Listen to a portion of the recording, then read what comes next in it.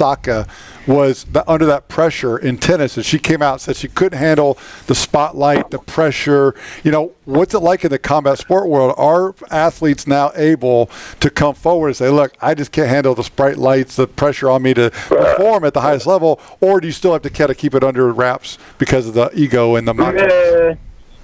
It's like just, I know the question you asking, bro. Like, that's it. That's the whole part of mixed martial arts and this sport. It's like that what shows, like, basically the fight is won before the fight starts in the mind. You know what I'm saying? And the pressure is real. Like, the pressure is what, like, decides wins and losses 90% of the time.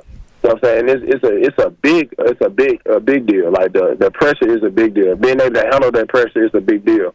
You know what I'm saying? Like, because that's the difference between being a practice fighter and a fighter. You know what I'm saying? So yeah, it's a big difference for sure. All right, before we let you go, let's do our job. Let's talk about the upcoming fight itself. Give me your thoughts. Let the fans know what they can expect when you return to the octagon on Saturday. I mean, they can just really expect a whole lot of fun, a whole lot of swag, man. We have a pretty straightforward game plan, going there and have fun. So we gonna go in there and do what we gonna do. Like I said, the finish is always there, and we always looking for the finish. But we in the UFC, man. Now it's time to play and have fun. Like I said, our fights coming into the UFC was to get the job done, and get a knockout, get a finish. Dana White don't want to see no bunch of wrestling and he want to see somebody get knocked out. So we gave him what he wanted to see. Come in, debut. We want to let people know we coming in hard. You want to make a step on the game, and that was what we did. So that was like we got a game plan to have fun. That's what we gonna do. You know what I'm saying? So that's all. So they can expect to see a whole lot of swag, a whole lot of fun, a whole lot of dancing and moving. You know what I'm saying? So that's it. They can expect that. A great fight. You know what I'm saying? Or a short one. Does it change your mentality going into a fight, knowing that you're going to fight at the Apex, where it's a much smaller venue and it won't be as exciting as fighting at the Grand Garden Arena or at the T-Mobile Center? How do you approach that type of fight?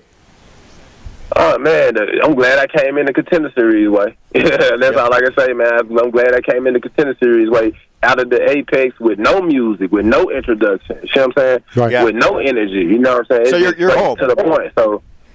So it'll be it'll be great because it's on TV. So you know what I'm saying. So I know I'm gonna still get the same exposure, the same level of intensity. I just feel like it'll be just a more personal event. You know what I'm saying. That's all, but I feel like both is equally exciting to me.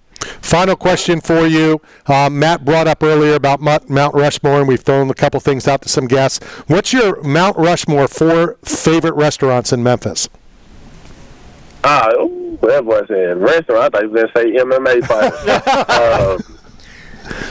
Man, I got to say, but Interstate Barbecue, man. Off 3rd Street, we got the best barbecue, so we got to be a couple barbecue spots.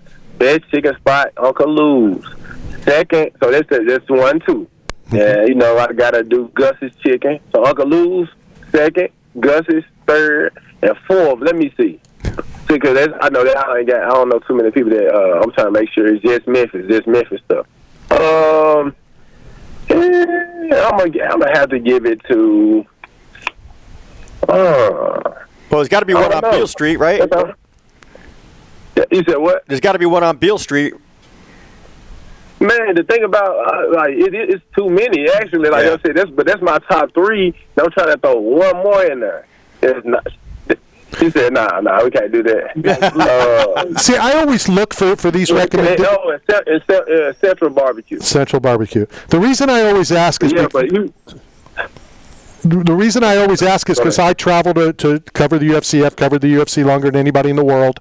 And, when I go to these events, I don't want to go to the tourist traps. You go to Philly and everybody's like, the 2 cheesesteak, Geno's and Pat's. It's a tourist trap. It's not really So now I know from the guy himself, when I go to Memphis, I'm going to hit up all 4 of these in the same hour. You got to hit up Uncle Lou in that order, though. Like I said, them top 3 legit. Like I said, them top 3, like, you got to hit them up. That's Memphis. Like, Interstate Barbecue off 3rd. Then you got Uncle Lou's. You got to hit Uncle Lou's, bro. But first, before that, they got the best biscuits in the world. Like I said, Gus's Chicken is just pretty much like, it's most of a Memphis fan favorite. It's my dad's favorite. It's a lot of, a lot of people. But Like, yeah, you got it. Those top two, like, you got the Uncle Lou's and Interstate Barbecue, you got to hit up. But before you hit those up, Randy, you got to hit up Danny because Memphis different. You got to be safe while you're there.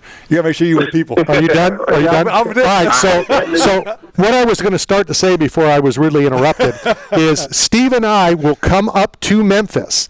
We'll get you, and we'll go to these places, and we'll film it, and we'll put it on the YouTube channel. That's great. Yeah. Okay, bet. I got you. That sounds good. I'm going to have my security with me with big guns. I got you. Well, there you go. It works out perfect. Danny, thank you very much for your time. Enjoy the week. Enjoy getting back in the octagon. I know we have your address. We're going to send you a care package from 8 Man Strong, as well as a box from Bucked Up Energy Drink as well.